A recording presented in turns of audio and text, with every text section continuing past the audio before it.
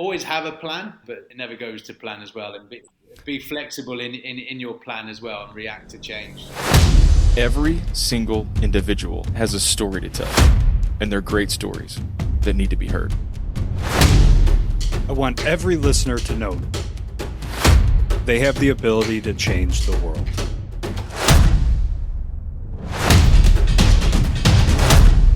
Welcome to the 1720 Podcast. What's up, Mount Movers? Welcome back to the 1720 Podcast. We're honored to have our friend Dean Stott today, who just saw his first monster truck rally recently. So how did that go, Dean? Yeah, it was great for me. I always remember Bigfoot as a little child growing up, and I think obviously that was the start of the monster truck era. But for me and the family, we're very much getting immersed in the American lifestyle. So I spent last week at the SHOT Show in Vegas, and then the monster truck at the weekend. So you don't get more American than that. Indy cars. You need to go see the Indianapolis 500. You need a little NASCAR in your life. Maybe that'll do the full Welcome to America tour. Yeah, I think that'll do. I was in Vegas guest speaking in December at a security conference there, and I landed it was the National Rodeo Finals. Oh, yeah. Yeah, so that's another experience I need to encounter. Yeah, you need to check out the rodeo, too. The Fort Worth Stock Show and Rodeo just finished, so maybe next year we'll get you to Dallas, let you see the real rodeo down here in Fort Worth. Sounds good. There you go. Well, hey, so here's how we usually get started, Dean, is we do what we call our elevator pitch, because for people who are just hopping on, I want them to get out of the chute from you. Tell us, who is Dean Stott? Yeah, so Dean Stott is a ex-UK Tier 1 Special Forces operator, served 16 years in the military. Unfortunately left due to a parachuting accident, and then found myself in an alien environment for me, which was the civilian sector. But without sounding like Liam Neeson, of our natural skill set, started working in the security industry. I then started building up a rapport within the industry, trying to find a niche within the industry, and soon became one of the top operators in the world within the security industry as well. Excuse me. I was taking a lot of risks at the time, which we'll probably talk about soon, and so decided. My wife actually told me that I would either be dead or divorced if I carried on the lifestyle that I was accustomed to. So I decided to. I always wanted to break a world record. At the age of 40, I was getting ground rush of a midlife crisis and worrying that I hadn't left a legacy as yet, although I had done quite a lot up until that point. So yeah, having only cycled 20 miles on a push bike, applied for the world record for the world's longest road. 18 months later, became a double world record holder, smashing the previous world record by 17 days for the world's longest road. But more importantly, raising $1.3 million for mental health charities. So that's how Dean Stott came from the world of special forces to a public figure, and now moved over to the US. I didn't look beyond the bike ride. I didn't see book opportunities. I didn't see TV opportunities or guest speaking opportunities. I just did it because it stopped me smuggling people across borders.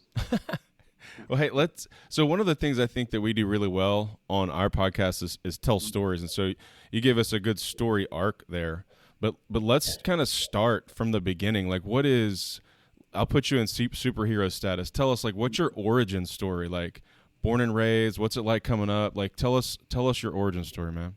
Yeah, so I was born, my father was in the military, so our sort of normal lifestyle back then, and I was born in 1977, so in the military then you would move every 3 years. You'd go to a new town, get posted there. By the time you got settled into school, your family packed up and you were moved again. But I was born in a town called Swindon. It's about an hour to the west of London. But never really spent any time there. But as I touched on, we moved every 3 years.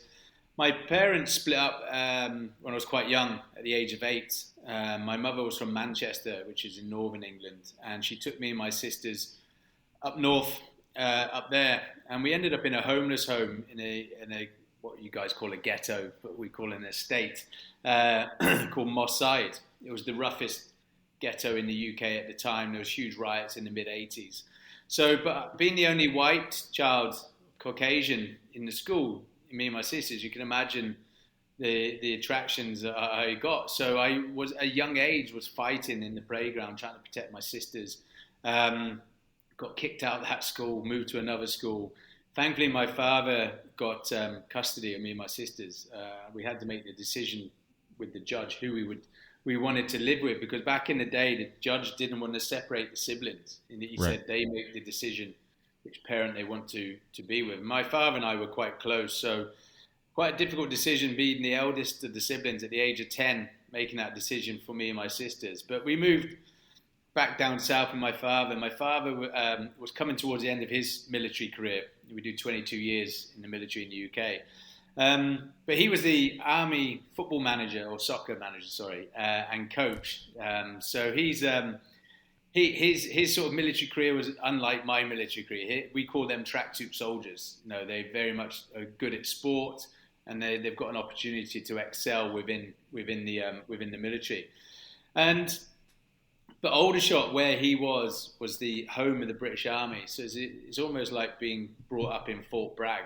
You know, everywhere you look, there was parachutists in the sky. Everyone was wearing uniforms, military vehicles everywhere. That was the norm. And for me, though, I'd always wanted to be a fireman. I'd always wanted to be a fireman as a young child. But when finishing school and then starting college, I didn't really think about further education. You know, my father was very strict in the fact that, you know, I wasn't allowed out to play with my friends unless I'd done my homework. So for me, when school had finished, I thought that was the end of my education. I didn't look at college and university. So I said to my dad, I actually went down to Newquay, so I do a lot of surfing.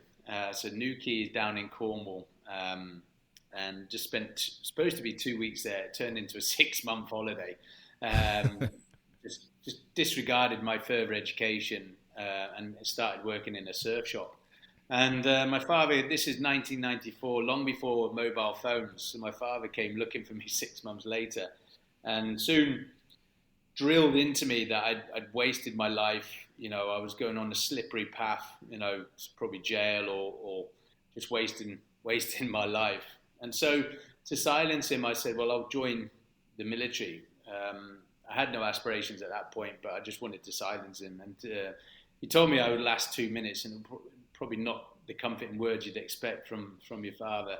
But for me, I was fine. You know, I didn't argue back, and something I continue to do today. When people tell you you can't do something, there's no point in getting into a discussion or an argument with them. When in fact, if you just go away and prove them wrong, you know, it's easier to then come back to the table. And again, you don't need to say anything either. So that's what I did. Yeah, my father was in a unit with the Royal Engineers. So I joined the Royal Engineers at the age of 17. But by the age of 21, I was a para commando, a diver, and a PTI. I'd done every arduous course that you could do in the Royal Engineers, bar the UK Special Forces. But going back in reflection, you know, I don't know whether it was a double-edged sword. I don't know whether it was clever tactics on his side. But, you know, looking back, and I see photos of me now at the age of 17, I was 65 kilos and about 5'7", you know, half the man I am today. But when I joined the military, as I was doing course by course, I didn't look at have aspirations for special forces. I just wanted to get past the next course, which was basic training. Just get past the first 10 weeks. I mean, when you're successful at it, you look at what you've got to do next. But each time you pass a course, you start getting confident mentally. But also, I was also growing as a young man physically as well. So I went from 67 to 90 kilos in about 4 years, and grew in 4 inches. So physically, I was getting more robust, but mentally, I was getting a lot stronger as well. And so you think that time in kind of started building your competitive spirit and the hunger to push yourself to the limit? Because I think in your book you say you were following your dad's footsteps, but then there became a point where like, I need more. I need more to push myself. Yeah, there was, you know, I got the competitive drive, I think, from my father. You know, he's very competitive. Everything we did, you know, even on Christmas Day when the board games, it got competitive. So when I joined the military, my first posting, because my surname Stott isn't a popular name, it's quite a rare surname. So straight away they put 2 and 2 together. They said, "Oh, you're Davy Stott's boy." And I said, "Yeah." And they're like, "Right, you're in the football team in Germany. Who were the army champions? So straight away, I was already put in the same sort of lane as my father in it as a tracksuit soldier. So it was after a year. It was great going to Germany. I enjoyed going to Germany. I learned a lot there as a young 18-year-old. But yeah, I could see myself sort of following his footsteps. And, they say you join the army and see the world and carve your own path. So that's what I did. I decided, no, I didn't want to play football for the next 22 years and work in a gym. I wanted to see what else there was out there. But because my father was sports orientated, I wasn't aware about all the other courses you could do. I wasn't aware about the airborne forces, the commando forces, the SAS, the SBS, all these units. So that hadn't really been highlighted to me. But so I decided I was going to be a green soldier and not a tracksuit soldier. Green being out in the field? Out in the field, yeah, tactical, yeah. Going more the tactical route, yeah. Gotcha. Okay, so you spend I don't want to yada yada yada. I don't know if that's an Americanism maybe over part of that story, but man, there's a component of it of just what's the next challenge, and all of a sudden, right, you're at the top of the hill, right? I mean, that's how that goes. I mean, I've gone over it quite quickly, but yeah. Yeah, so like I say, I was a para commando, a diver, a PTI. I was now serving with 5-9 Commando, who are the Royal Engineer Commandos who serve alongside the Royal Marines. Within that, they had their own elite troop called Recce Troop, Reconnaissance Troop, who worked with the Brigade Recce Force. I was already highlighted at a short period of time after 6 months to go into that troop. So already I'm at the spearhead of the Commando Reconnaissance Forces. The only level above me is Tier 1 Special Forces, SAS or the SBS. So I was seeing guys go off and doing this course. I also, reversing, going back slightly, I then became an instructor myself on the commando course. Spent 8 years in the commando forces doing this reconnaissance stuff. And then I was basically told, you need to leave the unit to get other experiences, to get promoted, to come back. It's what they do in the military. It's why they tend to move them every 3 years. So to spend 8 years in the commando reconnaissance forces is unheard of. So I quickly got a posting to the Defence Diving School. So I was also a diving supervisor in the military. So I then became the senior diving instructor for the Army. And it was that period then I decided I'm going to go UK Special Forces. But coming from an Army background, normally you would transition to the Special Air Service. Right. But the Special Boat Service had now opened their doors to the Army. So having spent 8 years working alongside the Royal Marines, who primarily go SBS, and also being the senior dive instructor, it was the natural transition to take that route rather than the SAS. Just so your listeners are aware, our selection process is the same. We do it together. Unlike Delta Force that do theirs separately from the SEALs, ours is actually the same. So there's no easier route. You have to do that one selection. But you can imagine being one of the first Army candidates going SBS.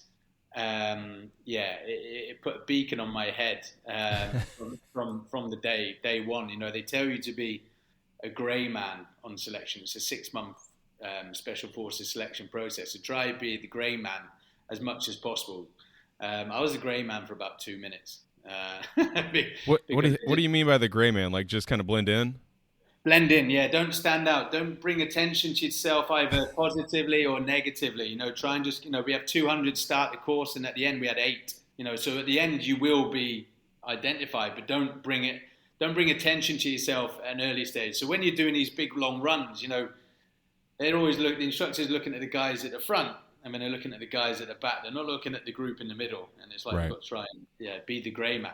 So you've got to try and do that as best as possible, but. Yeah, 2 minutes. I was the grey man. You're outed already, is because you're swapping over him. Yeah, they just shouted my surname out and said stop, and I was like, yeah. They said, why are you going SBS? And that was it. That was the question. I was like, great. Give us timeline here. What's going on? What year are we looking at? And kind of give me some what's going on in the world at this time? Yeah, so timeline's going back. So I joined in February '95. By February '95, I went to Germany in 96, did my commando course in spring 97, and I stayed within the commando forces from 97 all the way through to 2005. And during that period, I was an instructor on the commando course. We did a tour of Kosovo. We used to go to Norway each year.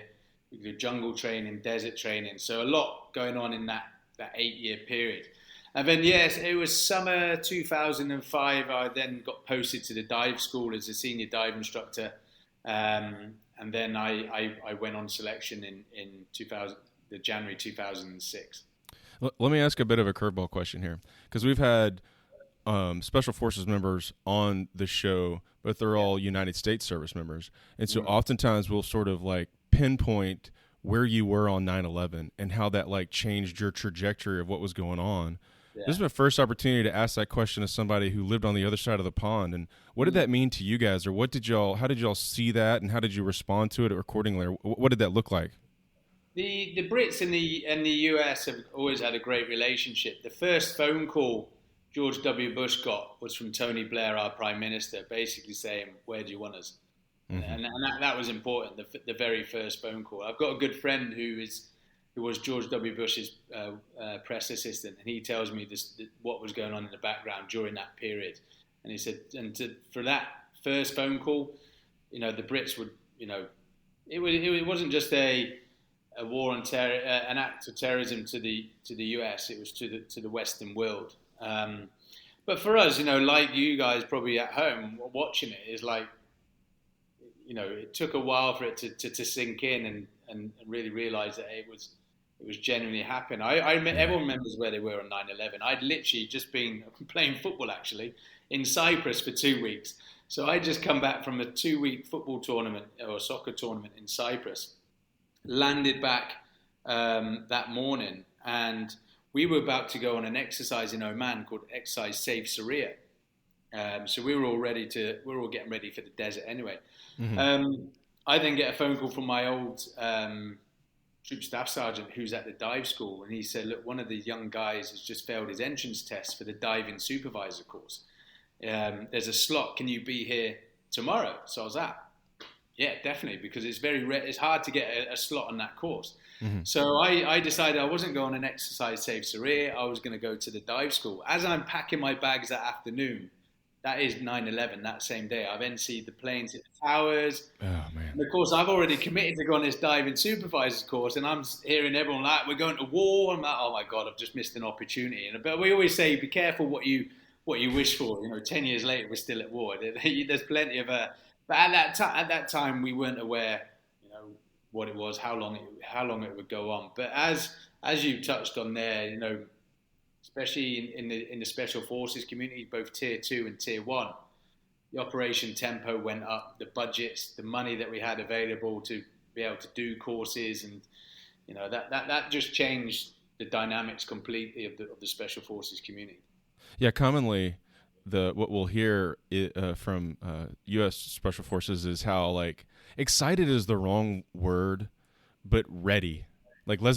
Okay, we've been literally training our whole lives for this. Where do we go? Drop me in. Let's go.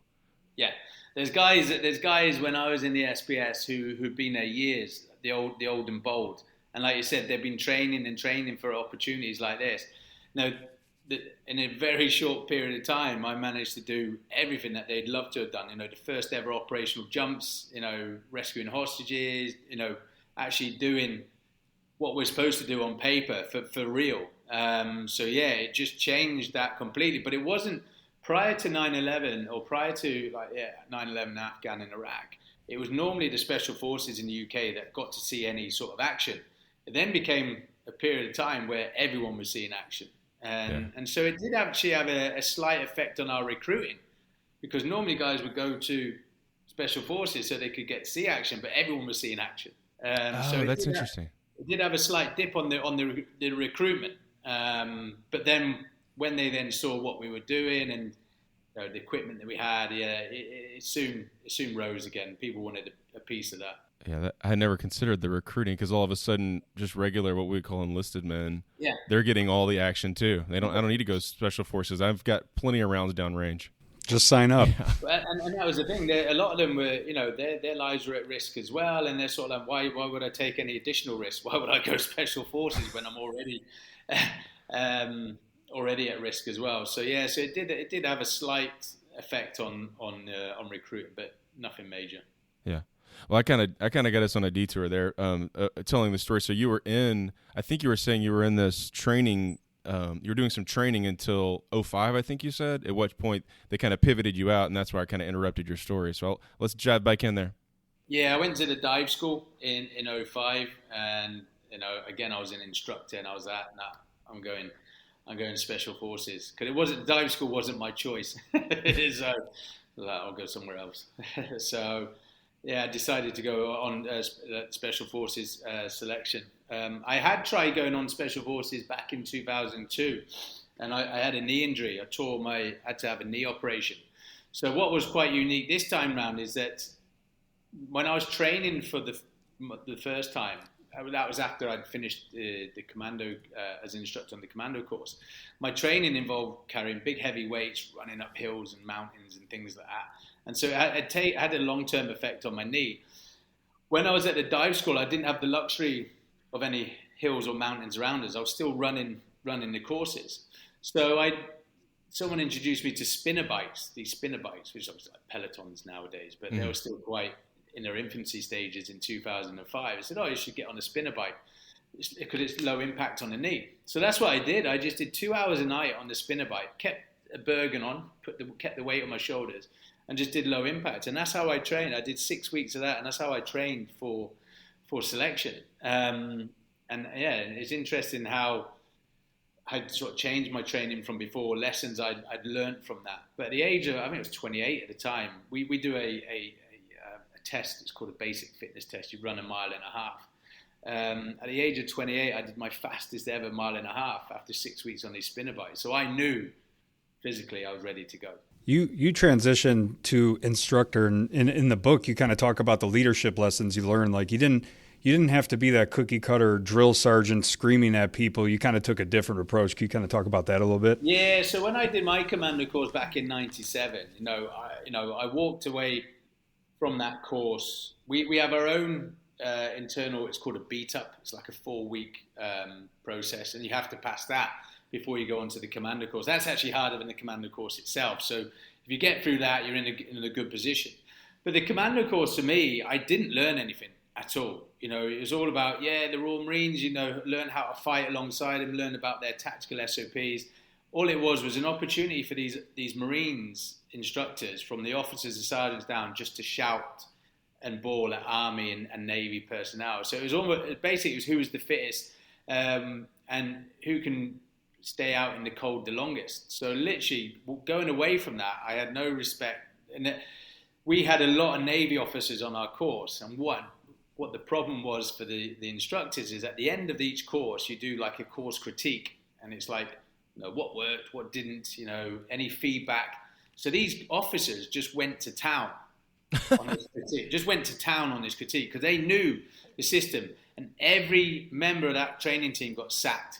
Apart from the 2 Army instructors, every member from the officer all the way down got sacked because they were, one of the sergeants was fighting with a member of the course. There was just some ludicrous stuff going on, So for me, I didn't really have any sort of warm takeaways from my commander course. Everything I learned as a soldier, I learned when I joined my unit. So when I went back as an instructor, like 3 years later, I'm thinking, I remember having to set up the training team's tents and doing all this stuff for them. It was 180. It was, we will wear the same kit as them. We will do as they do.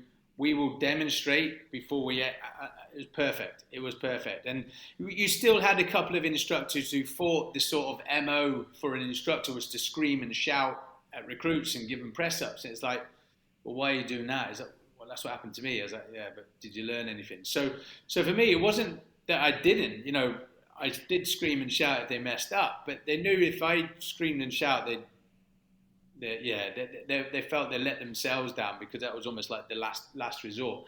But I also ensured that if I asked anything of them, I'd do it myself. So if I told them they need to do 30 press-ups, I'll do 30 press-ups with them. If I tell them they've got to do 15 pull-ups, I'll do 15 pull-ups with them.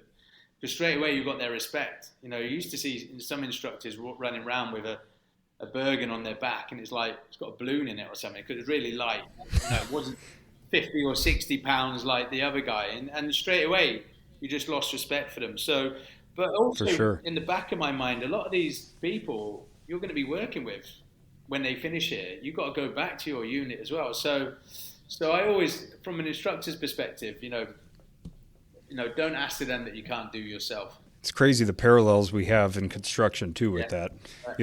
I've learned a ton through my career of what to do, but a lot of what not to do. So like parking in the very first parking spot at our building, that's something my first boss did and screamed at me when I accidentally did it. And so throughout my career, I'm like, I'll never park there. Just like out of principle. And you collect those data points throughout your career. Like, I'm just not going to be that person that screams at people and talks down to them and just like ruin their day, you know? And there's just so many better ways to do it, of leading by example and showing empathy and grace and all that sort of stuff. I remember one of the students actually at the end of the end of course piss up, so it was like the party.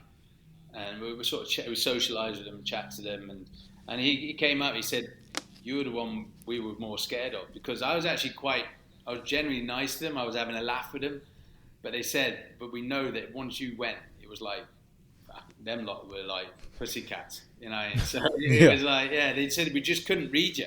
We just couldn't read you because you were smiling, you were joking, and obviously your physical presence probably worried them a bit. But I said, that's fine. I kept them on their toes.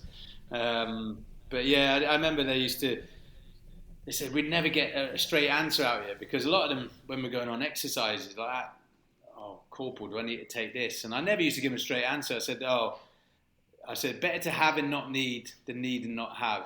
All right, great. So they had to carry all their kit, not knowing whether they need it or not. So yeah, but you sort of joke with them anyway. Well, there's a lot of growth in that too. Like those guys, we'll get a bit tangential, but you're leading by making them make decisions, and we struggle with that at our office. Raising my kids, like it's better for me to teach you how to make a decision than to make a decision for you. So yeah, on one hand, kind of jokingly ribbing them and not answering their questions, but on the other hand, they're going to learn. Yeah, they'll learn. They'll know next time what to take and what not to take. Right. So I think you have a pretty good story on your first deployment to Kosovo. You guys are ready to rock and roll, and some things transpired as you were in your mission. Yeah, so we for us it was like, especially Brigade Reconnaissance Force for the Commando Reconnaissance. This was our first operational tour since the Falklands War, which is 1982. So this is 1999. We had Northern Ireland with the IRA, that was still ongoing, but actually physically deployed, this was a big tour. So there was a lot of eyes watching us, and we were doing a job on the Kosovo Serbian border, and so we go in, we get our intelligence brief from the intelligence officer, sort of tell us about where the enemy are, strengths, friendly forces, all this sort of stuff. So perfect. We then deploy on the ground, and I remember deploying on the ground, and I was like the lead scout. Your senses are heightened, and all I could hear was like the rustling in the leaves. It almost sounded like someone was trying to sneak up on us. So straight away, get the guys to ground. We just all round watch, see if we can see anything. Couldn't see anything. Anyway, this went on and on. We got into position. We got into our OP. We had eyes on the target. We were getting everything we needed, the data. But this noise, there's someone out there. There's someone watching us. So the 2 weeks we were out there, we hardly slept. We were shattered. We went back in. We do what was called a hot debrief. What worked, what didn't work. If you're going to do it again, what did you do differently? Any feedback? Because your information is great for the next team. There may be another team going exactly to the same place. So I put my hand up. I said, "Yeah, I'll tell you what." I said, I cannot confirm or deny whether we were compromised, because there was this rustling. This little intelligence officer geek, we called green slime, because they were green berets. The green slime. He's like, "Oh yeah, I forgot to mention it's the breeding season for the tortoises." I was like, honestly, our eyes were like piss holes in the snow. None of us had slept for 2 weeks because he'd failed to mention about these horny tortoises. But for us, it was a great again, a great insight. I always, every time I went on the ground ever since, right, any wildlife, what's the wildlife doing? Don't worry about the enemy, the friendly forces. What the wildlife doing? So yeah, so it was good. Again, another lesson learned. Did y'all have a good laugh about it? Or were y'all mostly mad? Oh, we did afterwards. Yeah, we did afterwards, but yeah, not at the time of that, really. Yeah. That's a good one. Well, let's. I know you got a lot of story to tell, so let's talk about what eventually leads you out of the military. I know there's a story around that, and I want to tell it for purposes of telling what happens after that. So tell us what gets you out eventually of the military. Yeah, so obviously I went on to join the Special Boat Service. I was very fortunate to join on the height of war and terror. So we, as we just touched on, we were doing everything that we signed up to do, everything these kids Call of Duty play. That was our day in, day out lifestyle. And so for me, I'd reached the pinnacle in my career. I'd working alongside like-minded individuals, with same motivations. And so for me, life was perfect. We were just about to go on another tour to Afghanistan. So we go out and train in Oman. And it's about 2 weeks before the tour. And we were doing what's called a HALO jump, high altitude, high opening jump. So unlike HALO, which is free fall, we're still attached to the aircraft. So you exit the aircraft at 15,000 feet, parachute opens straight away. And that gives you plenty of flying time to get to the target area. So that's about 30 minutes flying time, or about 40 to 50K, to the target, depending on the winds. And we've done hundreds of these jumps, and it was like third or fourth jump of the day. And when they changed the oar back, normally I like to go to the front so I can see the tailgate, and then do a thing called frog, where we turn around and face the PGIs. So I ended up in the middle of the group, jumped out. Something was wrong straight away. My leg was caught in the line above my head. So I'm frantically trying to kick it out in time before the parachute opened. I couldn't clear it in time, and my leg got pulled over my head into my right. But thankfully, my heel had cleared from the rope, and I hadn't taken my leg completely off. Worst case scenario, your limb would have been taken off. You would have bled out in 30 minutes, easy. You wouldn't have survived the jump. So that was a relief. But straight away, with the pain, I knew there was something wrong. I was vomiting because of the pain. But at 15,000 feet, you're on the limits of oxygen. So I was also drifting in and out of consciousness. I could see the rest of the team, but there's no point in me coming over the radio and telling them I've got a sore leg, because there's nothing they can do. So I just maintained radio silent and just followed them in.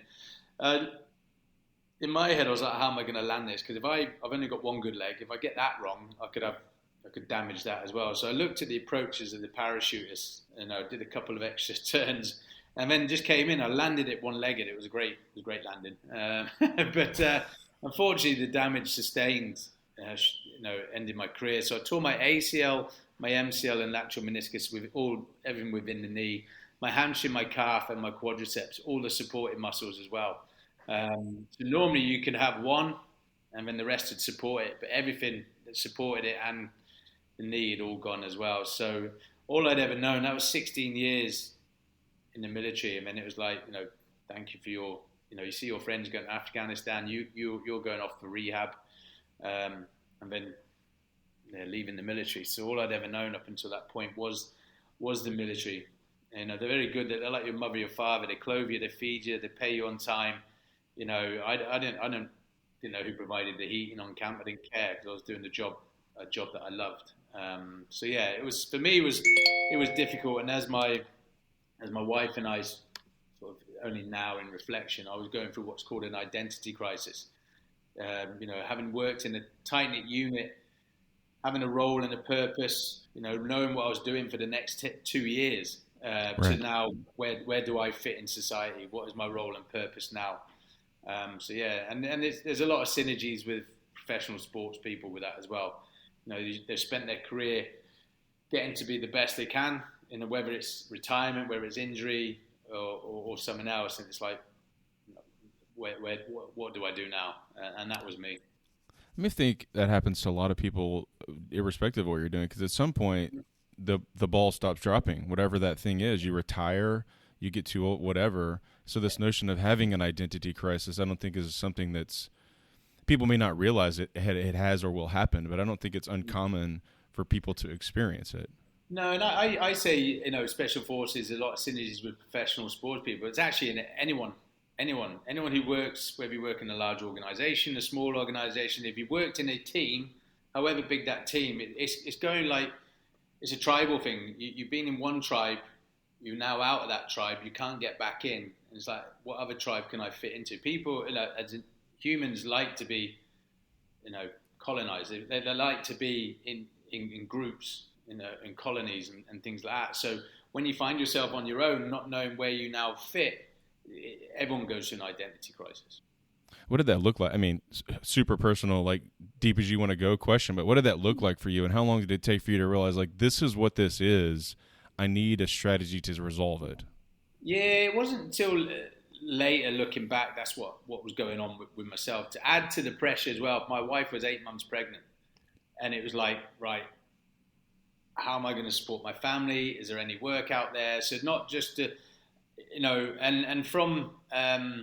we talk about the identity crisis, but for me in the military, I got to where I was because of my physical robustness, my physical attributes. I now couldn't run 100 meters without my leg being in pain. So I sort of lost my identity there. My wife was like about to have a baby, so there were so many things going on. So my main focus was work. I need to get work. I need to ensure that, almost ease my mind that it's not that bad. There is work out there. So my wife's very entrepreneurial as well. Very much the brains behind the whole, Dean Stott. And so she set up my first private security company on her phone, watching TV. For me, it's like whether I could tick the right box. So thankfully, within 48 hours of leaving the military, I got offered, asked if I could run a task force in Libya during the Arab Spring in Benghazi. So straight away, that sort of took a bit of pressure off, knowing that there is going to be work out there. But yeah, that identity thing and that physical robustness, that was still eating away. Yeah. Compare and contrast for me what private detail looks like is compare and contrast to like being in the military. Because from my like super layman's perspective, they're very similar, but I know they're not. I mean, I know they're different. Yeah, I think what's the terminology? There's almost like a private military contract, PMCs they call them. Some of them call them PMCs, private military contracts. It's almost like an extension from the military. You're working with veterans, in hostile environments and things like that. So for me though, I chatted to a few of my friends, and I didn't want to be going out to Afghanistan and Iraq doing 6 weeks rotations. And actually, the security industry, it is strange that when you tell people you're in the security industry, they think you're a doorman from the local nightclub. It's such a diverse industry, from surveillance, close protection, consultancy, coaching, mentoring, crisis management, the lot. And so the security industry is not risk-reward ratio balanced at all. So you could be out in Afghanistan, Iraq, earning $500 a day. You could be working in the corporate close protection and earning double that in a 5-star hotel in Paris, in London, in Rio de Janeiro. And so I was that's what I want: less risk, more reward. And so I sort of focused. That's where my initial mindset was to do more the niche corporate security. You wear suits and things like that. You don't look like you have just come out of the 82nd Airborne and just put on a pair of boots. So that's where I sort of focused. But within 2 weeks of 2 weeks in Libya, the first 2 weeks that I was there, I soon identified the Libyans didn't want to be in another Afghan in Iraq. But more importantly, these huge security companies, I call them the Big Five, were charging seven figures to NGOs, oil and gas, for crisis management and evacuation plans, which weren't actually in place. And as we've just seen recently in Afghanistan, it's still the same case. Yeah, right. So I was trying to find a niche within the industry. A lot of my friends from Special Boat Service had their maritime security companies and were doing really well on the east coast of Africa. I didn't want to tread on their feet, and I wanted to get away from the water. So I flew home and I said to my wife, I think I've got an idea. So she said, yeah, how can I take the money out the bank? So I took a load of money out of the bank, went back in, and I bought 30 weapons on the black market because there was a huge proliferation of weapons, and I buried them between Tunis and Egypt and just designed my own evacuation plans, put comms kit there, put money there. We were living in Aberdeen in Scotland, which is the Houston of Europe. It's the oil and gas capital of Europe. So I had exposure to the oil and gas sector, and I just sold it to the some of the oil and gas companies as retainers, and made sure that there was a firm plan in place. During this period as well, each time I got a phone call, it was a different job. One would be, can you go train the Kurdish Special Forces in Kurdistan, train the Presidential Close Protection Team? Next one, can you take the UAE Royal Family Super Yacht from Barcelona to Maldives? Next phone call, you're in London doing the Olympics, or Brazil doing the World Cup. So I was getting real exposure in all these countries and learning more about the security sector as a whole, rather than just staying in one lane. 2012, I just finished the London Olympics. The American ambassador got killed in Benghazi. I made a film called 13 Hours. So I was there that evening, and I always say right place, right time, or wrong place, wrong time. And I single-handedly got an oil company, German oil company, from Benghazi back to Tripoli through safe houses that I had in the desert. And then 2 years later, I was covering the World Cup in Brazil, and I got a phone call from the Canadian embassy saying, it was now the Tripoli war, a civil war between the militias and the government. All the other embassies had shut shop, but they were still in Tripoli, and they said, look, your name keeps coming up. Do you mind? We need help. So I flew back in. They had their own CP team, but they weren't allowed to leave the camp walls, so they had no real exposure of anything going on. So I single-handedly evacuated the Canadian embassy, ran the operation to get 18 military and 4 diplomats from Libya to Tunis. It sounds very sexy, sounds very Hollywood, but actually I haven't had to use any of my weapons ever. It's understanding the demographics, the politics, the tribal influences in those countries. It's another approach, rather than going in gun-ho with it. I always say, what does your best team look like? For that, you and I would probably say 6 to 8 special forces guys. Well, actually, it was me, a 50-year-old internet shop owner, and 2 fish wagons. That's all we needed. And that's the profile that we needed, because he was from the same tribes that were passing through. So he was the mediator. And so it's just looking at other ways of skinning the cat. And the British embassy had got shot at the week before at every checkpoint and it's only 100 kilometres from Tripoli to the Tunis border. It's not far, it's a coastal road. And so they got shot at, which was obviously worrying the Canadians. So me and my fixer, we went out and we just spoke to the tribal, didn't speak to the guys with the weapons, no point talking to them. Speak to the tribal elders who sort of run the area. And we sat down, just shared coffee, shared lunch, showed a bit of respect, communication, and that's all it was. That's all we needed to do. And they just opened the gates for us. So I just look at other ways of approaching. You go from the security industry, you go from being the bravest, as I say, in the world, to being the biggest coward. Because the best person in security is the one who will avoid trouble. Right. Not walk to it.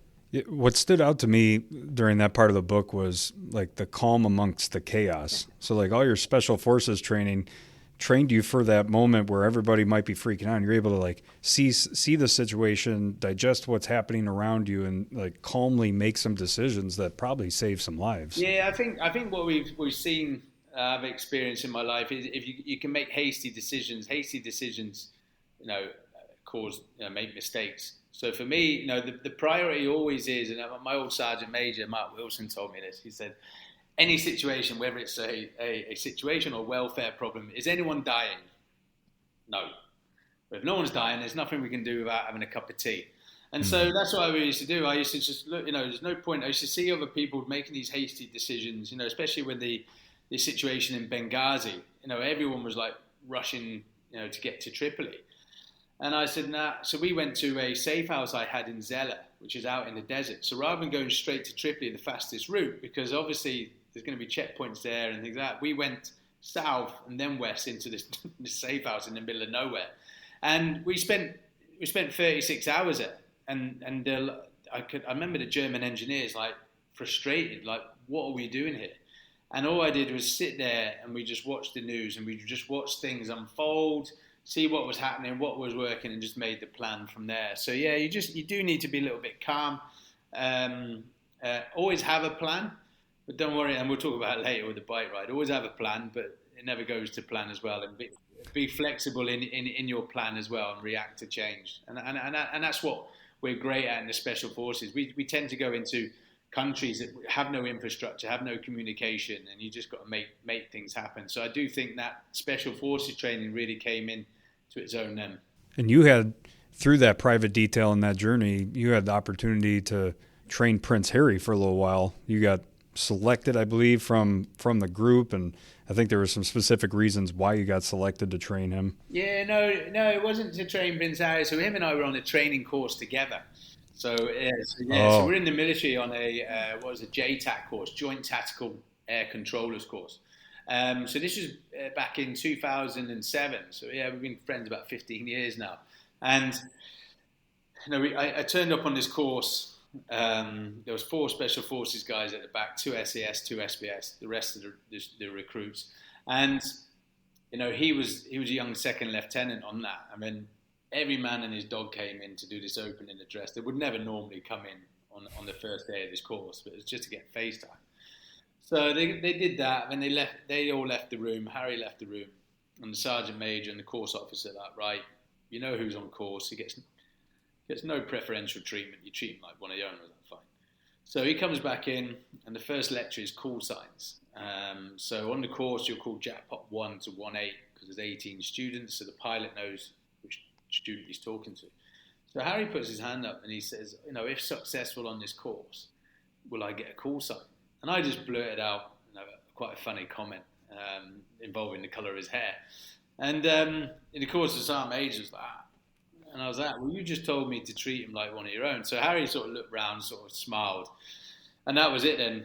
They then knew, right, partner off with him, he is going to treat him like one of your own. But for me, I was my first time that I met him, he didn't use his title to benefit himself in the course. He was actually a great operator, and he's most comfortable in that environment than I've ever seen him in the public eye on other events, because he could be, Second Lieutenant Wales was his rank at the time. He could be Second Lieutenant Wales. Whatever he did, whether right or wrong on that course, he wasn't then going to be scrutinised, or he was just going to be treated like one of the own. So so that's how we then really formed that friendship.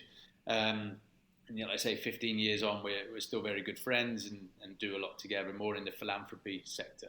Yeah, and I could see him just wanting to be treated like one of the guys, and that's super important to him because he never gets that. He probably never gets to see what people's true intentions are or true colors, and he got to see that from you, and that probably meant a lot. No, it was, and he knew who we were, and the great thing for us as well, especially in the public eye, we're not allowed to be photographed when we're in the Special Forces, so we're almost like a little bubble around him. So he's allowed to, but we're not allowed to. So that sort of worked in his favour. Well, in that, right after that, kind of following the trail of the book Relentless, the part Dead or Divorced kind of kicked in, and you had a kind of a monumental night evening at the kitchen table, and I'll just let you unpack that. Yeah, so chapter 16, you're right, Dead or Divorced, that's the stage we're at in my life. So I'd come back from the Canadian Embassy, and what I would normally do, my wife would just wash my kit and repack the bag, because you don't know what the next phone call was. I didn't work for a company. I was a freelance, and I was just doing ad hoc. So I would just wait for the next phone call. But one of my shirts was covered in blood, because when we got to the Tunis-Libyan border, there was an RTA, a road traffic accident. So I was administering first aid there, so it got covered in blood. So I said to my wife, can we get the blood out of the shirt? She goes, yeah, we can, but more concerned in why there's blood in there. And she was aware of the Canadian Embassy, but not the enormity. And I was sort of told her what we'd just done, and she's like, it was almost like a throwaway comment. She goes, have you heard yourself? It's almost like, yeah, that's one job done. What's the next mission? And it's like, that's huge. I was like, yeah, probably is.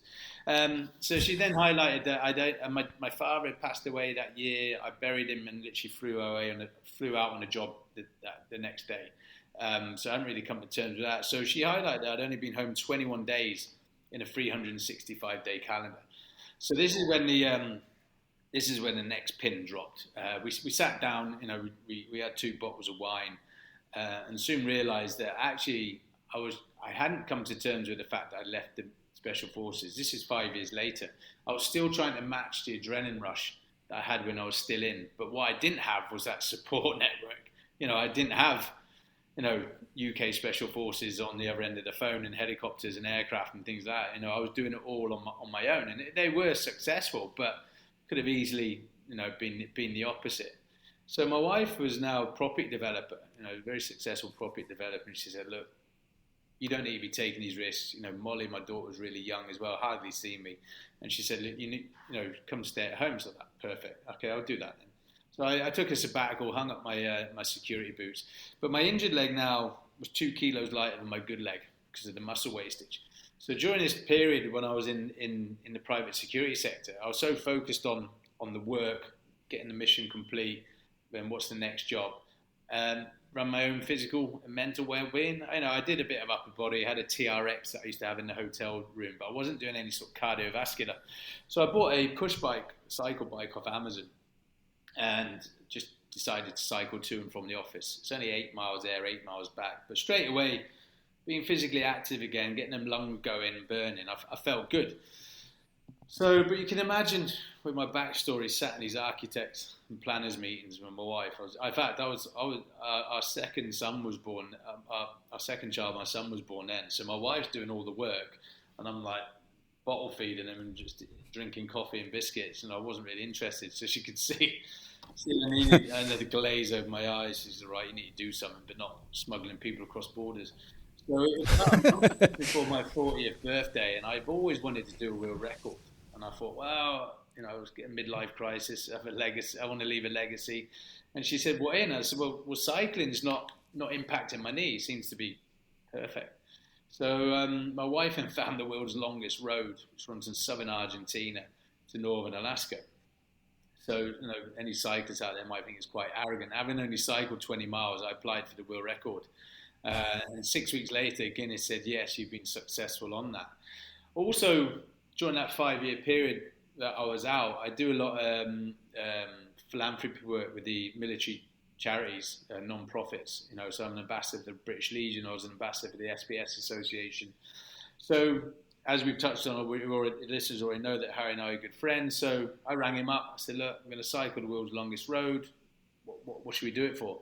And he was about to launch a campaign called Heads Together, which was a collaboration of 11 mental health charities to sort of end the taboo of mental health and get people talking about it. And it ranges from postnatal depression, young children, teenagers, all the way through to adults and military veterans. So I was aware about the military. I'd seen that firsthand with some of my friends, but I wasn't aware how big throughout the whole of society. So that was it. That was the campaign we were going to do it for, and we had the challenge. So I trained for a year and set off on that challenge. Where does that start? Does that start north or does that start south? Which way are you going?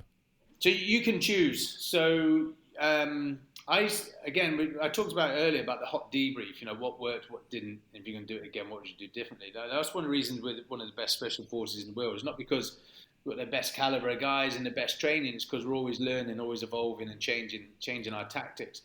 So when I decided to do this challenge, I was buying cycling magazines. I was learning more about this cycling community, but I wasn't getting the information that I needed to formulate my plan.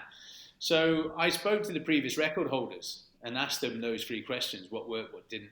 If you could do it again, what would you do differently? They all started in Alaska, Prudhoe Bay, right at the Arctic Ocean at the top, and finished in Argentina. But all their issues were in South and Central America.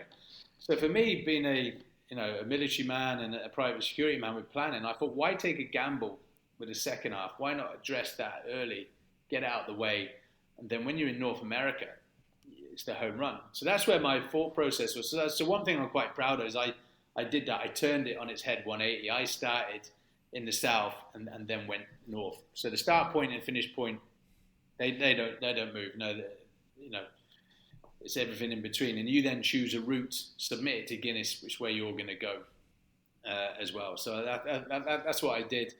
And that was my planning. The world record was when I applied for the world record, it was 126 days. 6 weeks later, it had already been beaten. It was now 117 days.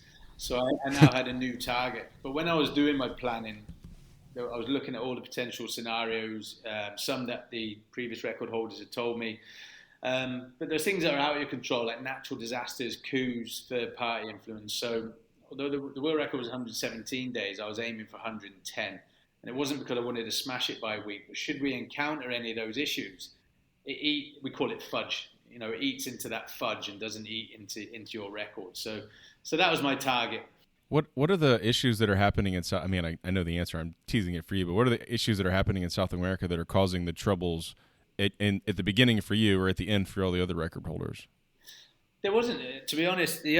South America was great for me. The only issue we had was in Colorado. Someone broke into one of the safety wagons. You know what I mean? So actually, South America was fine for us. You know, I think the issues are, you know, Central America. There was a bit of bureaucracy at the borders. You know, they wanted money to get through, but that's the nature of the beast. It's not just Central America. That's most places in the world. And coming from a security background, you know, I was fine. You know, my support team and my documentary team, a bit more risk averse than myself.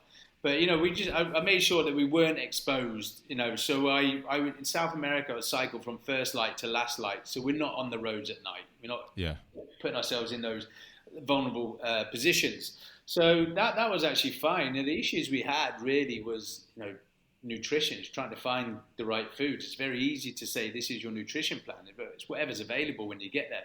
You know, we get to some of the borders and they'd have to take some of the food from us because you couldn't take it into the next country.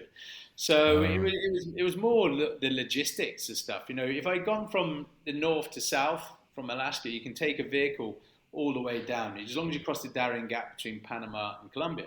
But coming up, we were having to swap vehicles in every country. So there was things that the other cyclists hadn't encountered that I was encountering coming up. So that was sort of slowing me down. Then we have food poisoning in Peru. You know, I crashed the bike in Chile, got knocked off my bike in Colombia. So there's things that, out of your control. But actually, my decision to go south-north from a cycling perspective was a good decision. I got tailwind all the way through Peru. You know, so that's like 2,500 kilometers of tailwind. But what really surprised me, for example, if you say Pan American Highway, you just assume gravel tracks.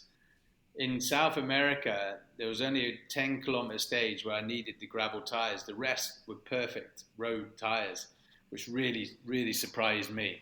And so that's where I got a lot of gains as well on that. Yeah.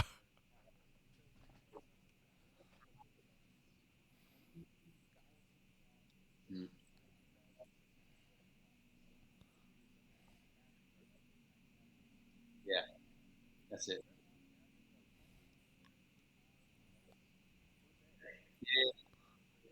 Well, we did it in 99 days, 12 hours and 56 minutes, but we had 5 days off, 3 due to weather and 2 logistics. So the recalculations was 147 miles a day for 94 days. Ooh. And an average speed of 16.8 mile an hour I was doing because I don't spend long on the bike. I just do short, sharp sessions and get off, feed, water, and then just do that. I'm not an endurance cyclist. Well, I am, but yeah. This record would dictate otherwise, but I see the point you're making. Yeah.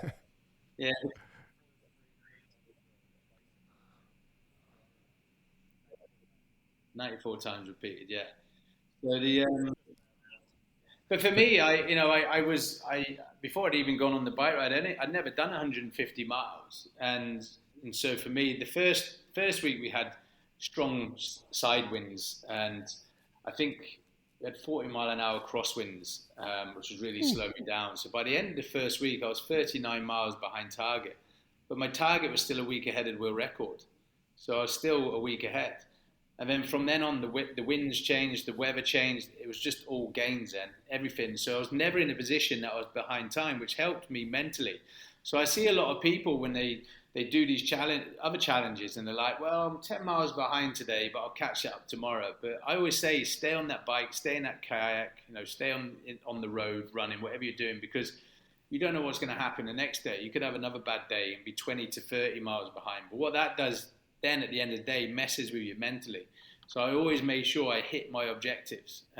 But yeah, I was very fortunate that the worst position, I was 39 miles behind. So I was always gaining. And by the time I got to Peru, although I got food poisoning in Peru, I was now so physically and mentally strong, and like 4 weeks into it, anything less than 150 miles wasn't wasn't enough for me. So we took 10 days. The world record for South America was 58 days. I did it in 48 days. I took 10 days off that going into the second stage of the project. But as I mentioned about the vehicles, the logistics, my wife, who ran the campaign, she's campaign director, to alleviate that, we bought an RV and a 4x4 in Fort Lauderdale, and it was going to get shipped from Fort Lauderdale to Panama. So when we got to Panama, because you can't cross the Darien Gap, you have to fly from Cartagena to Panama City and then carry on the second stage. So that was the plan. And 2 weeks before, my wife rings me. I'm in Ecuador, on the mountains in Ecuador, and she's like, the vehicles haven't been loaded on the container. There's an issue with the paperwork. I was like, okay. So my wife was trying to work out what to do. So my wife, my PA, and two of my friends, they flew out to Fort Lauderdale, got the vehicles from the docks, and they drove the vehicles 4,000 miles in 8 days from Fort Lauderdale through Mexico all the way through Central America to Panama. So I broke the world record in the morning in Cartagena, flew over at noon, and my wife came in an hour later and sort of handed on the keys and just carried on with the project. But what was great on that route was the fact that we hadn't experienced bureaucracy at the borders in South America. That's because that was all to come in Central America. So them doing that route was great information for us going into the next phase. Man, talk about teamwork on that one. Well, the thing is, there's a statistic in the UK Special Forces. It takes, for every Special Forces operator to step on the ground, it takes 7 other people in the military, whether it's a pilot, whether it's a mechanic, whether it's an armourer or a chef. And that was very much the same with this. People saw me on the bike, but there was a team working in the background to keep that emotion. When in those 100-ish days did you find out that your goal was shifting by what, 10 days? Because wasn't it your goal was 110, then you got a phone call from the boss lady letting you know that you had to step it up a notch? The world record, like I said, was 117 days. So I took 10 days off South America with record. I got into Del Rio and then in Texas on day 70. I was now 14 days ahead of the world record. So I'm like, perfect. And hopefully now, having spoken to the previous record holders, all my issues should be behind me now. It should be pretty plain sailing. And the luxury we have in America, which we didn't have in South America, is that you can cycle at night. You know what I mean? It's a lot more safer. So I didn't realize until we got actually into the USA about what a relief that was. Because now everyone spoke our language. We were speaking Spanish or trying to speak Spanish for the last 2.5 months. And now everyone speaks your language. It's very easy to communicate. The culinary options are a lot better. So I'm an hour into it. I'm like, I've got spring in my step. I'm 14 days ahead. Everything's going really well. My wife then rings me. I have 5 missed calls, so she's very good at keeping all those distractions away from me. So my initial thoughts was there was something wrong with our children. So I rang. I got off my bike and I rang her and asked if everything was okay. She said, yeah, no, everything's okay. She goes, what do you wear for a royal wedding? I said, sorry. She goes, what would you wear for a royal wedding? I was like, I don't know. She goes, well, you need to start thinking about it because we've been invited to Harry and Meghan's wedding. I was like, all right. And she goes, no, you don't understand. And she goes, I've worked out the flights. For you to get back in time, you need to be in Prudhoe Bay in day 102. So going into the phone call, I was 14 days ahead. 10 minutes later, I'm now a day behind. So everything I'd done up until that point had just been taken away from me. So when I thought I'd hit the objective had then moved. So you can imagine I was cycling away from that phone call in mixed emotions. I was cursing, and then obviously nice to be invited to such a prestigious event. We then get to Lubbock and in Texas, and we then 60-mile-an-hour winds and tornadoes. So I'm now grounded for another 24 hours. Now 2 days behind the new objective. And so there's an app on your phone called Windy TV. So it gives it popular with sailors, strength and directions of the winds forecast every hour for the next 2 weeks. It's about 95% accurate. So I just made a plan. I just put pen to paper and just worked out a route. I had to miss the next weather window. I had to cycle 340 miles in the next 36 hours to miss that next weather window to get out of Lubbock. And so I just played chess with Mother Nature. Majority of my cycling done at night in America, but also use it to my advantage. Got to Cheyenne in Wyoming, picked up a beautiful tailwind, did 260 miles cycling in 11 hours, the 10,000 feet of climbing, and so I had 17 days planned for North America, and I did it in 11 and a half days. So I caught that time up again and was now ahead of where I should be. I then get to a town called Whitehorse, about a week outside, and I'm like, right, the world record's secure, the royal wedding's secure, unless I get eaten by a grizzly. And then my mate rang me and said, have you seen this guy? He's sponsored by Red Bull.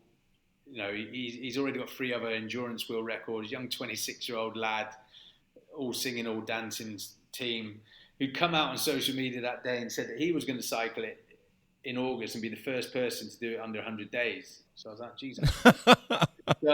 so for me, I wasn't, I could have just carried on at the pace I was doing and comfortably come in. But for me, I didn't want to just rest on my laurels. I wanted to give it my all. So I cycled for 22 hours in the last 30 hours in minus 18 degrees centigrade to come in 99 days, 12 hours, 56 minutes. So for me, it wasn't the original plan. It's just how I then became the first man in history to do it under 100 days, stopping him.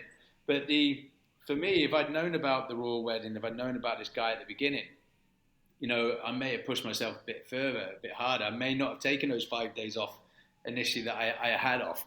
It just worked out perfect. But as we talked about planning earlier, I had a plan, but the plan kept changing. And I just had the start point and the objective was always the same. The route there was the same. It's just how we were going to get along that route. That was what I had to keep changing. Even to the last day, I had 250 miles for the last 2 days, and I thought, well, I'll do 150 miles today.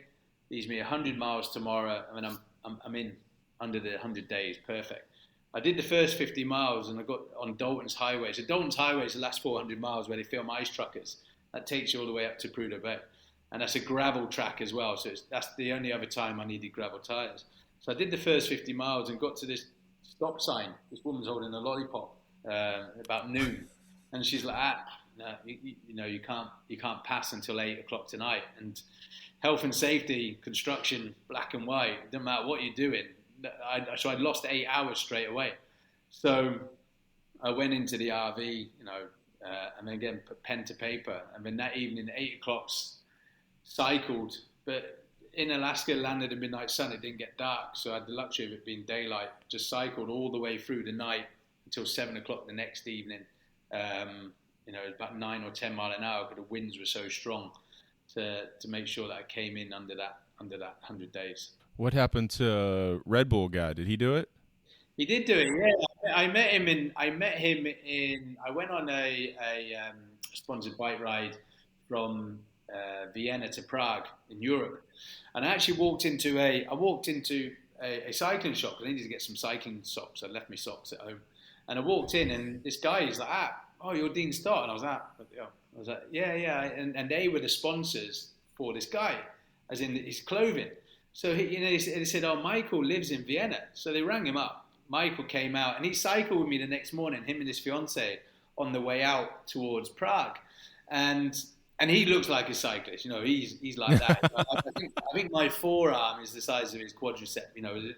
It's a great photo. But as he said, "You stole my legacy. You are the first man in history to do it under 100 days." But what was great for me, records are there to be broken, and for me, I've dipped my toe in cycling.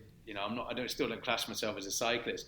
But what was comforting for me was that he was going to do a slightly other route. He went from Alaska down. He had one of these like big Red Bull RVs all the way down. So yeah, next time I'll probably do that. But he said, "I changed my route. I was watching you, and I changed my route exactly to yours because you got it perfect about when across the Andes." So that was nice to know. That was nice. Yeah, it was annoying to have only the world record for 6 months, but then, like I said, still the first man in history to do it on 100 days. But I'm not a cyclist. Forever. Yeah, forever. Yeah, true. right. Cannot take that away. Yeah, very true. Yeah, so no, yeah, it was nice to cycle with him and get feedback from him, what worked for him, what didn't, and there's sort of a lot of synergies as well. And people say, if you're going to do it again, what would you do differently? I'd still stick to my plan. Well, and maybe that's a piece. There's got to be a few pieces because I'm sure listeners, myself included, are thinking, how? how mentally, physically do you pull something like that off? Maybe it's in the title of your book and that has something to do with it. Your mindset's stronger than your body. There's got to be some key, like your purpose and the charity you were racing for. You put that in the forefront. Like, what was it for you that kept pushing you day after day to hit those mileages? For me, it was actually it was none of them. So I was very fortunate in the fact, my sponsors didn't put me under pressure. The charities didn't put me under pressure. One of the ethoses of the Special Forces is the unrelenting pursuit of excellence. And it's a great ethos. It's not just for the military or sport. It's anything you do. If you're going to do it, you do it to the best of your ability. So for me, it was like, well, how would this look to the world if I couldn't do this challenge? I've told the world that the UK Special Forces is the unrelenting pursuit of excellence. And so actually it was my own self-induced pressure on how it would be perceived with the group, if I hadn't done this. But like I said, I was very fortunate in the fact that I was never further than 39 miles behind target, which was still a week ahead of the world record. So I was never doubting myself because I was never in that. I never put myself in that position. But then there was days, you get days that are harder than others. And for me, it's like, there was 11 charities. I always remember one of the charities called Place to Be. It's a children's charity. And the money the £100,000 that they were going to get from this cause would enable 14,000 children to step into clinics to speak to someone, a psychologist. So for me, I just reflected that into miles. Every mile that I cycled, I knew a child had an opportunity to speak to someone and get some help. And that was only one of 11 charities. So the impact it had on all these charities was huge. So that was one for me. And then, and again, you just got more confident. I said never cycled more than 150 miles. It's like, well, how far can we push it? And my wife was always in the background pushing it as well. Yeah. Eventually, something inspires inside of you. You're going to write a book and tell some of these stories that we've been telling. How do you get there? Because I think a couple of people have said, I'm going to attribute this to nobody, but everybody has a book inside of them. But not everybody has the gumption to sit down and put the pen to paper. Tell us about that journey, because I know it's a different journey. It's a different marathon. Yeah, I think for me, I never looked beyond the bike ride. I didn't see a book. I didn't see a career in guest speaking or TV and things that I did it. So I wasn't smuggling people across borders. So I wasn't really ready when I got back. We still had the fundraiser to do and things like that. But then a friend of mine, she introduced me to a big publishing agent, and I sat down. And everything I sort of said, they just like, right, we love it, because it's not, you're not a cyclist, but you've broken, evacuating people in itself, that itself is a story, is a book in itself. Right. But I think where there's a lot of synergies, where I do what a lot of people like is the fact that, you're told that you can't do something or you're not good enough. So you've obviously being successful in the military. Then they obviously have a curveball. You're having to start all over again. And there's a lot of synergies with COVID. And you're out of your comfort zone, and you then become the top within the security industry. So once is lucky, two is very lucky. But to then just take a sport you've never done before, pick it, and then become the first person, there's obviously a common theme. There's either a mindset or, there's something that you're doing so that whatever you do, you can become the best in that. So I think that's what really attracted to them. It gave people hope that anything's possible with the right mindset. And for me, what I was trying to promote, the two things I was promoting with the bike ride with mental health was physical activity helps your mental state. But also it's never too late to start a sport. I started cycling at 40 and smashed the world records at 41. And so, especially, nowadays people starting to get out and become active again, and they're having to become a bit more creative in the way they used to operate pre-COVID to now. But don't worry about it. With the right mindset, planning, and approach, it's still achievable. So someone like you doesn't write a book and stop, right? Like there's something next. Probably more things than one thing next. So give us a preview as to what the next phase or season for Dean looks like. Yeah, so a couple of things. The feedback from the book was, yes, great endurance athlete, but you are the security guru. Why are you still not in the arena? So more recently, we just evacuated 1,200 people out of Afghanistan, still getting more out. I work as a global crisis management, still advising and helping people around the world. So although people see me on social media doing podcasts and doing TV, I'm very much in the background still in that arena. So that's still working. That's still going ahead. But my sort of USP is I like to take a sport or discipline I've never done before and find the biggest challenge. So cycle the world's longest road. I've sort of dipped my toe in, much to the arrogance of the cycling community. So the next one is to kayak the world's longest river. The River Nile runs from Rwanda to Egypt, 4,280 miles. But it doesn't matter how many world records you got, or how many millions you raise for charity. The current sort of world that we're in is, what's your social media like? Have you done any TV before? So I've been told basically is to work on them. So this year, I've just done some filming in Australia on their biggest show in Australia called SAS Australia, which is a special forces show. And I've got 2 other shows which are under embargo at the moment. They're all big special forces programs. So this year, my focus is to work on that, is to do more TV, is to build a social media profile. Because then when we then do the Nile, and the Nile will be easier when COVID sort of disappeared, because that is having an effect as well. To ensure that every country will be open when you paddle through. But what it does, it brings more eyes to the Nile project, which then brings more potential sponsorship and money towards the causes as well. So that's my focus this year. Do you have a time goal? I assume that's a time goal for that. Well, no one's ever done it before. This is the thing. So it's a will first. It's like, I will be the first person ever to do it. So there's no time goal. I know that your endurance peak is between 40 and 50. So I'm just about to turn 45. So hopefully before I'm 50. In your prime. Here we go. Yeah, exactly. So nobody's ever done it before. What's a good kayaking per day? Like what? Because when I break that down, that's 4,200 miles. That's insane. Yeah, I'm looking at 40 miles a day. But the thing is, it sounds a lot, and it probably is a lot.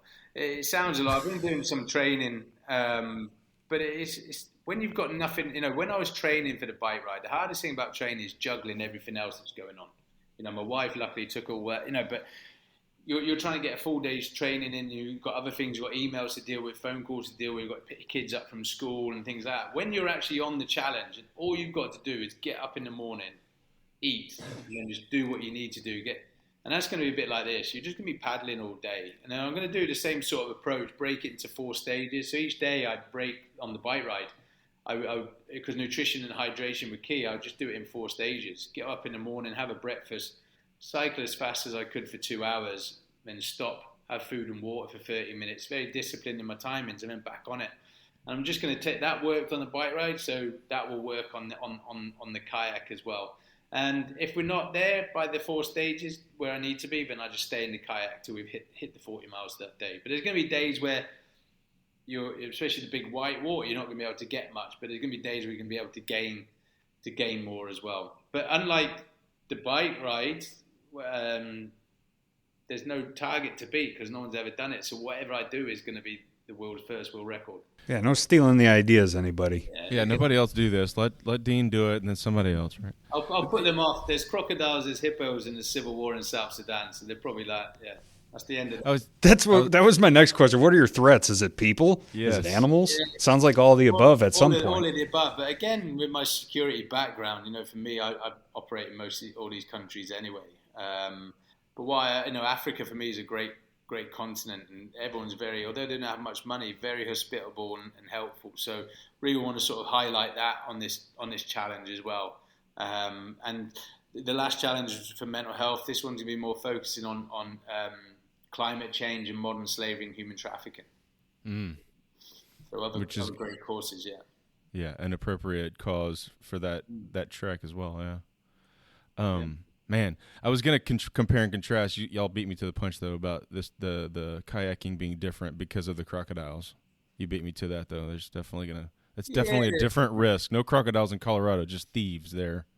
Yeah, no, there's different risks, and my wife said she didn't marry me because I look like Lance Armstrong. So I lost 12 kilos on that bike ride. So I need to do something that's going to keep me, my upper body in shape. There you go. Well, speaking of, we kind of take us towards the end here with like a family shout out, man. I know you mentioned 2 kids. Do you just have 2? Yeah, we have 2. Yeah, Molly and Tommy. Yeah. What are Molly and Tommy up to? How old are they? Molly's 10 and Tommy's 5. So they're thoroughly enjoying America. Like we moved to America in October 2020. We just moved while the world was paused. We had so much going on. We were struggling to So when the world was paused, we just saw an opportunity, and we came over. Spent 14 days in Mexico, came here and moved over during the wildfires, even an election, middle of a pandemic. But for us, it's been great. It's the best move we've done. So the kids, as you know, in California, the sun's always shining. So, and coming from Scotland, yeah, it's a big contrast. But being here, there's a lot more opportunities as well. And so, yeah, we're thoroughly enjoying it. What are they into? They're all into youth sports. That's what America's all about, I think. Yeah, right? they are. Yeah, my son's just into. He just doesn't like wearing clothes. That's what he's into. Oh, he's into nudity. Okay. And my daughter's loving gymnastics. In fact, my son does gymnastics with her on a Wednesday, so they do that. So I'm one of these ones. I'm not really going to force anything on them. Just let them pick and choose what they want and what they don't want. But yeah, my son, obviously, he's got an accent from Britain, and he came home the other day and he's like, "Oh, Dad, I want to speak like my friends." I said, "Mate, give it 10 years, you'll be all right." Yeah, you probably lose it a little bit. Yeah. Yeah, don't you worry, mate. So lots going on, lots in the security sector, lots more on the media stuff. Awesome. All right, so here's how we usually wrap up our podcast is we like to talk, our listeners are readers, and so we like to talk about books that you've read that you think are mission critical, like they've had a huge impact on your life, you would commend the reading, and then we'll wrap up with what we call our one big thing. Like, what's a big takeaway from you for our listeners to say, hey, man, if you picked up anything from us today, make sure you hit this. So I'll kick that to you. Books and one big thing from Dean Stott. The books. So I'm not really a big book reader myself. I said I've read 2 books, and one of them was my own on Audible. And but actually, I remember when we were in Kosovo. We were in the Kosovo-Serbian border for 4 weeks in a snow hole. And my friend had finished the book, and he sort of threw it at me. So there wasn't much going on. It was called The Long Walk, and I think they made a documentary on it. But I didn't watch the movie actually because it didn't really reflect the book. But what for me was basically he was a Polish officer, and he got arrested literally 48 hours after being married. The Russians arrested him because they thought all Polish officers were spies. So he was then interrogated for months in this building, then put on a train out to Siberia. There's about 100,000 prisoners, and they got off this train all chained to each other, and there was nothing there. And they had to walk a couple thousand miles north through Siberia, and there's a lot of people, hundreds of them dying along the way. And when they get there, there's nothing there either. So they build their own POW camp. It's a true story. Build their own POW camp. And so they build the camp, and then he's obviously a prisoner of war there. Because he's quite intelligent, the commanding officer has a house there, him and his wife, and he sort of ends up working in that house and then going back to prison in the evening. Sort of ends up befriending the CO and his wife. But as he's doing it, he's taking little bits of items that can help him with his escape. So him and 2 others decide that they're going to escape this evening. But rather than walking to the east, I think it's to Mongolia, which is only a couple hundred miles away, which was where you thought they'd be heading to, they decided they'd walk back the way they came. So thousands of miles back down through Siberia to the south. They end up finding a girl who'd run away from home. She joins them, and when they get to the Himalayas, cross the Himalayas into India. So for me, it's a great story on human endurance as well, but how they deceived the Russians thinking that, the natural route would go to Mongolia. But for me, I couldn't put that book down. I read it in about 2 days. Oh, wow. It's an amazing book, yeah. So, the one big thing, as we wrap up our time, hanging out with you. What's for our listeners? What's the one big thing you want them to take away from you, your life, your story, your endurance, anything? What's the one big thing? There's a phrase I used to say when I was on the commando course, and I continue to do it now with people when they're telling me they wanted to do something. Anticipation is worse than participation. A lot of people, when they want to do something, they'll always tell you about why they can't, or give you all the negatives. When in fact, when they do actually commit and then do it, they look back in reflection and think actually it wasn't that bad. So it's something I tell my kids, I tell students still now, is anticipation is worse than participation. That's it. You can take that one to the bank right there. Well, Dean, thanks for hanging out with us, man. I appreciate it. I love stories, and you have great ones. I know our listeners are getting a lot out of just hanging out with us today, so thanks for hanging out, and best of luck to you on all the stuff you got coming up in the future. Yeah, thank you. And I did forget to say, my book will be out here in the US in spring. We've Americanized it. So we've changed some of the grammar. We've got Jocko Willink endorsed it, Admiral McRaven. So it's going to suit the American audience more than what my other book cover did. Which is less about biscuits and more about... Yeah, exactly. Exactly. Well, tell us, I should have given you a shot at that. So if they want to check out the book, I know you can buy it, find it on all of our online retailers and stuff. But if people want to connect with you, see what you're up to on social, how do we find you? Yeah, so on my social media handles, Dean Stott on Instagram, and I have a website, www.deanstott.com. So I'll start putting some more media on there, media opportunity, and as the Nile starts coming in, I'll start sharing some of that as well. Thanks, man. Yep, great listen, man. That book was awesome. It was my marathon companion late last year. I'm pleased. Thank you very much. Appreciate you having me on as well.